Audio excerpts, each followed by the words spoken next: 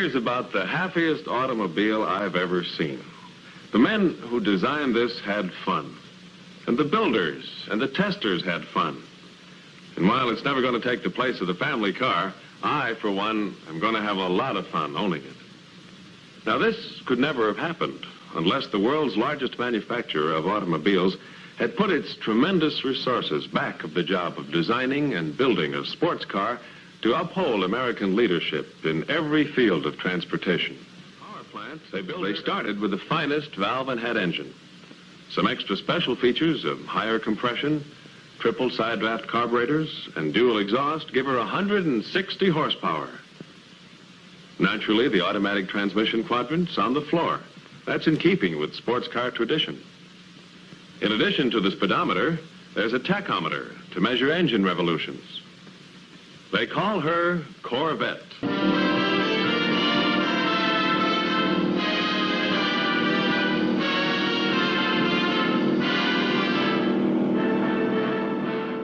New fastback model, the passenger compartment is completely framed in a steel network that in non-technical language is known as the birdcage. It isn't long before the surface plate is filled with clamps and fixtures as additional body sections are assembled like a giant jigsaw puzzle. Each new section is carefully fitted into place, then prepared for bonding to adjacent panels. All of the pieces that make a complete prototype body, including this rear quarter panel, are formed in plaster molds that are hand cast from wood patterns. After the molds are treated with a coat of resin, fiberglass cloth is carefully hand fitted to their contours. One link then controls acceleration and braking forces, another controls forces set up by twists and turns. And a separate axle shaft with double universal joints forms the third link in each rear suspension unit. The shaft transmits some of the lateral forces created in turns to the fixed differential, which in turn channels them to the sprung weight of the frame. The net result of this entirely new unit is a fully independent rear suspension system for greater control on starts, stops, and turns on the highway and in competitive driving. Now the fiberglass body, which has been sprayed with an experimental metallic color, is lowered on the chassis and bolted down to 8 body mounts.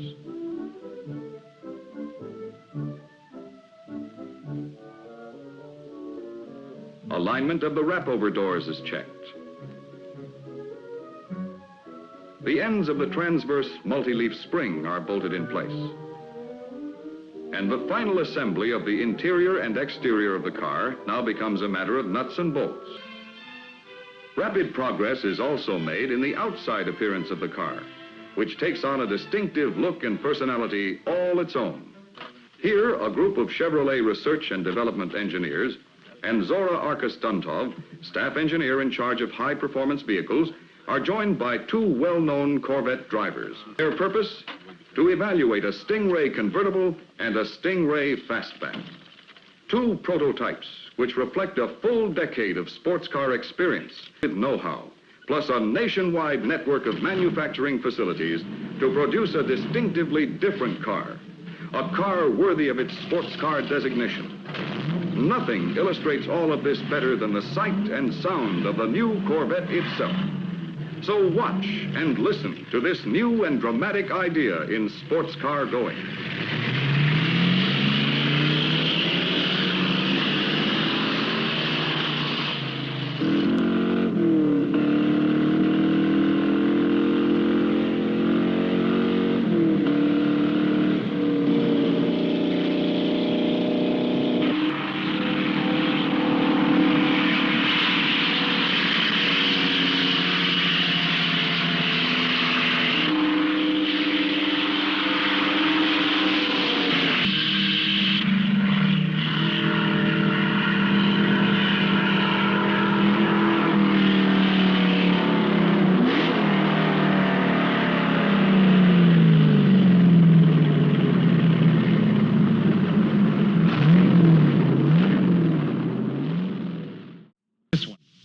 Corvette. Sports coupe and convertible.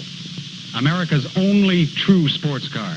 America's #1 aspiration car.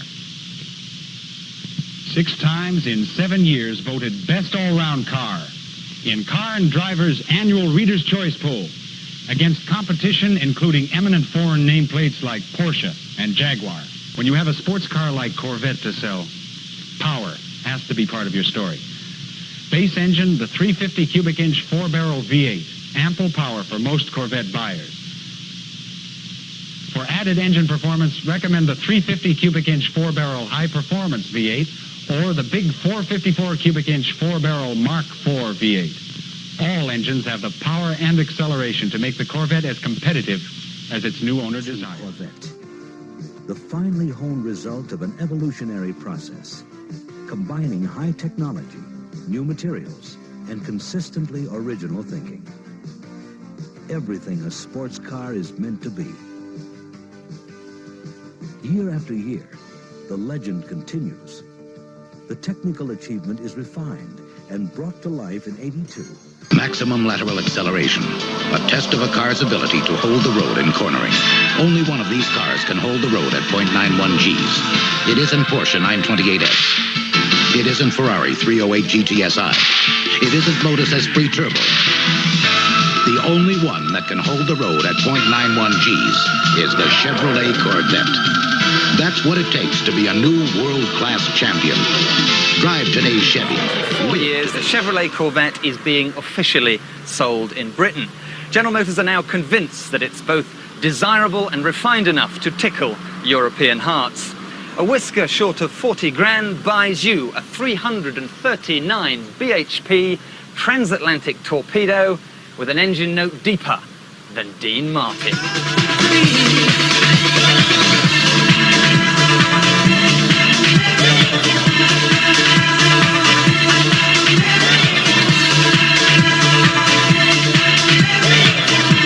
But unlike its illustrious but rather fossilized forebears, the latest Vette is as modern as Microsoft.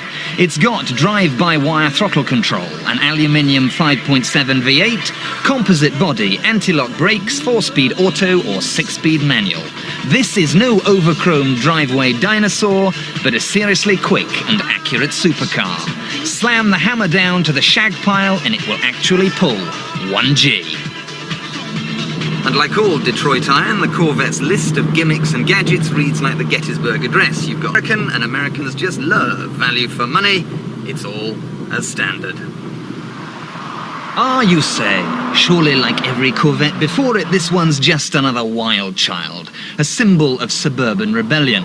Well, you'd be wrong, because the Vette has grown up and come of age. There's still plenty of beefcake brawn, but it's learnt a few manners along the way. So the $64,000 question is, does it go as well as it looks? Well, how can I put this? How about 100 miles an hour in second gear? How about 0 to 60 in 5 seconds? How about a better power to weight ratio than a Porsche 911 Carrera? How about an apocalyptic maximum speed of 171 miles an hour? Is it fun? I should Coco.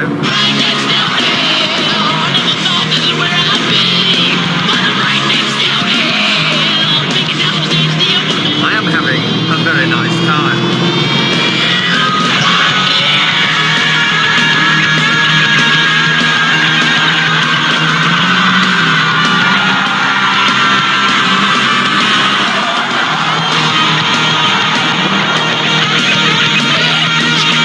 But is Merry England ready for such in-your-face muscular machismo? What about the Corvette's street-strutting image? I turn to LA's lifestyle arbiters for help. If you like sports cars, you should definitely buy the Corvette. This is the car, okay? I'm in love with it. Love at first sight. This is a beautiful car, all right? Nothing cooler.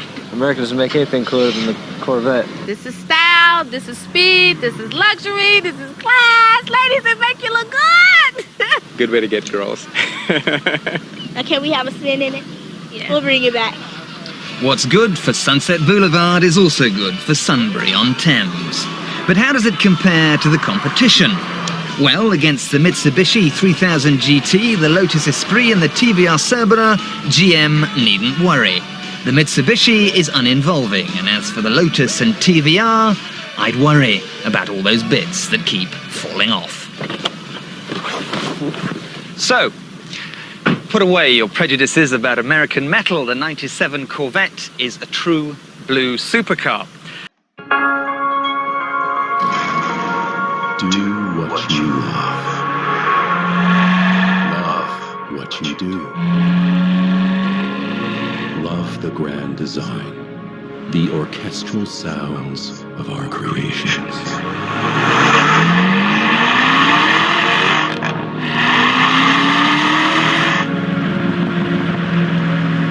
Those that came before us, who mastered their art, left their path to follow. Leave your mark on this world as they have. Those moments are what connect us all.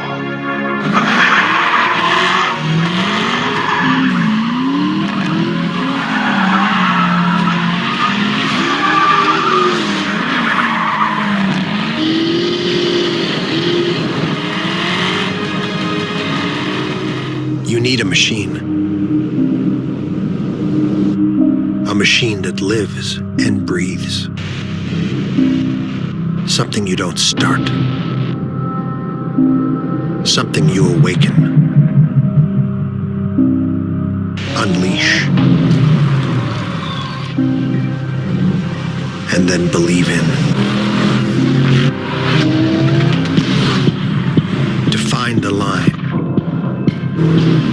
To thread the needle. Something engineered to respond in an instant. To adapt and react. You need a machine so sharp, if you had to make a snap decision right now between heartbeats, it would deliver. We respect our past, but we are always moving forward.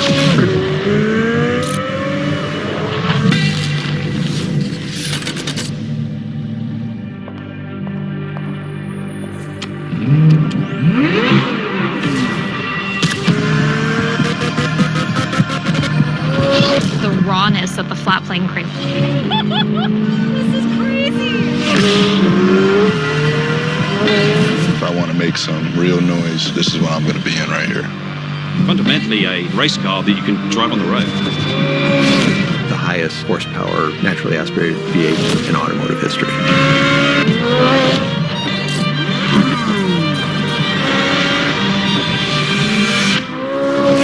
Our whole goal is to capture that thrill of the drive.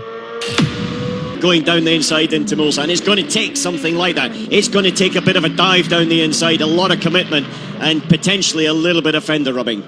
I think, in fact, that the 21 car potentially hindered Johnny Adam there, didn't he? He's close, he's close, he's close. He was He's going to go, he's going to go. He's going to go into one arch. He's gone wide. He's going to hold his line. The Corvette catches Johnny Adam. Everybody, he took the lead for a moment, but that might be the deciding moment. But Alan, he had to have a go. He was always quick there. And he was very comfortably as well, by the way. As we go back to green with 1 hour and 6. Well done to the repair crew. They knocked a good 5 or 6 minutes off what I thought it would take them to do it. And the two Corvettes are at it. And here comes Kevin Estra side by side for the two C8Rs. And Estra's following through. He might just sneak between them here as they go to NASCAR corner. Trying it round the outside, still sticking it to the Corvette, and there's a touch. Someone is going to end up on the grass, and it's the weather.